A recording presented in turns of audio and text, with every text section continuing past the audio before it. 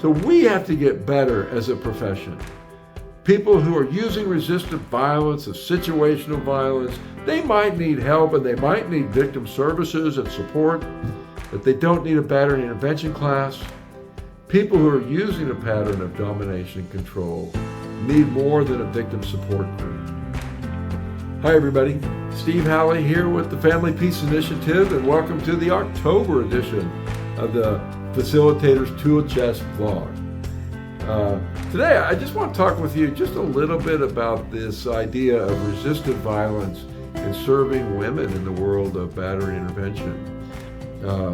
I can tell you, we've been doing this work for 30 years, and probably 5 or 7 years in, we decided there was a need for us to begin working with women.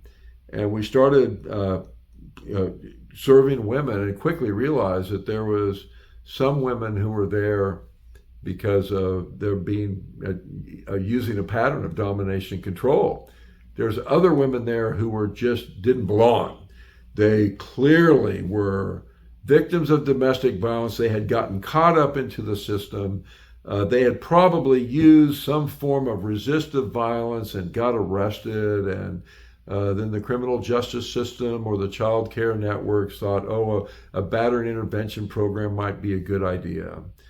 Well, we recognized pretty early on that we needed to separate these people, that victims of domestic violence who use resistive violence should not be in battering intervention programs.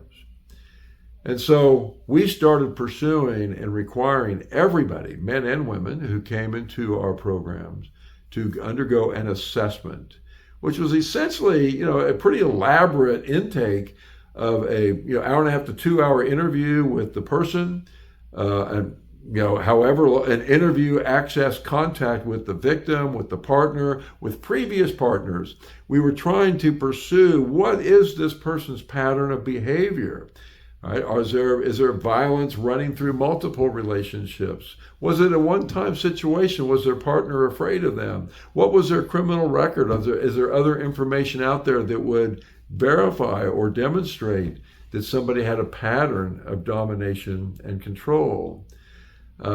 We started spending 3 to 5 hours per assessment trying to make sure that people who were not using a dominating and controlling behavior, but were just using resistive violence or situational violence, which I argue rarely is situational. We did not want those people, the resistive violent folks, to be in our classes. And we started screening people out. I'd love to tell you that it's a pretty easy separation to be able to identify those who are offending and those who are victims. But as you get into this world, you discover that things are never quite so neat. It's a messy, messy world. There are people who have clearly been victimized who are now perpetrating in a new relationship. There are people who have perpetrated in a relationship in the past and now they are now victims. There are people in the relationships where they are being victimized and they're also dominating and controlling. Nothing is really clean cut, which makes this such a challenging and amazing work experience of how do we serve people the best and really understand what is their individual situation and circumstances. So I hope you just consider going on the quest to try to understand what it is that's coming in front of you, and not just accepting people into the program just because they were ordered to you by the court. We had to educate the court system that while they were referring people over, that it was our job to determine the appropriateness of the class.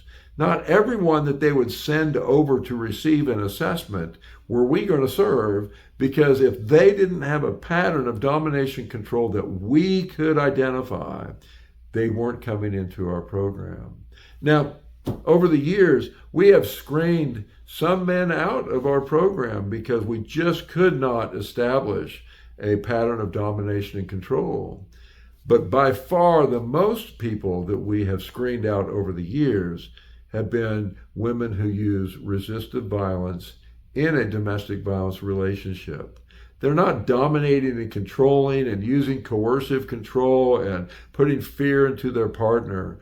But their resistive violence is a response to what they're experiencing in that relationship. It is a response, a protective response, how do I survive in this environment? And so that brings me up to what's happening today.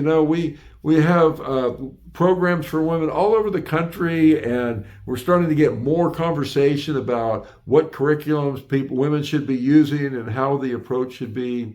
And I would argue that we are not spending enough energy screening out the women who are using resistive violence. Women who are using resistive violence should not be in mandated programs. They should not have to pay for a 6-month or a 52-week class, depending on your location. And they should not be in classes with other women who are using domination and control and cruelty. Victims and perpetrators, for lack of a better separation, do not mix. And it is not a good idea to try to explain that they both are enough the same, that we can mix them all in the same room, because we can do better than that. And the answer that Kansas has come up with and used for, 20 years at this point, has been to do the assessment and do our due diligence to make sure that the people being put into court-mandated classes are the people we're targeting, are the people that we're trying to intervene with. And those are people using a pattern of domination and control. So we have to get better as a profession. People who are using resistive violence, of situational violence, they might need help and they might need victim services and support, but they don't need a battering intervention class. People who are using a pattern of domination and control need more than a victim support group. We can do better. I hope you give this some thought. I hope that you learn a little bit about how to identify what is resistive violence and what is a pattern of domination and control, and then be able to act accordingly and stop mandating walking people deeper into the court system just because they use violence to protect themselves or to manage being abused. Thanks, you guys. Have a great October. I will make another one of these in November. And as always, best to you. And thanks so much for tuning in.